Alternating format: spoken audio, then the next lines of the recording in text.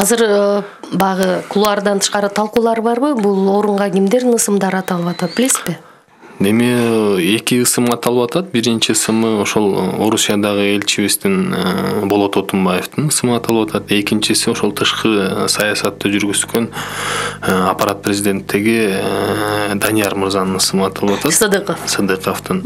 Анан эми вакыт саат көрсөтөт. Бул президент, өкмөт башчысы парламент менен биргеликте шайланат. Бул кимдер эметип аткан мен билбейт экенмин, кимдер жөнүндө сөз болуп аткан биринчи угуп атам. Атап айткан балдар, адамдардын бардыгы эле мынандай дипломатиялык тажрыйбасы бар. Мисалы үчүн Болот Отунбаев менин колунда иштеген жигит, советник болуп 4 жыл колунда иштеген.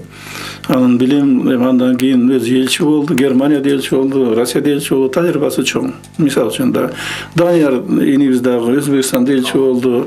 Оштогу биздин МИДтин Оштогу туруктуу консулствону жетектеп турду. Абдан көп. Анын атасы дагы элчи болгон.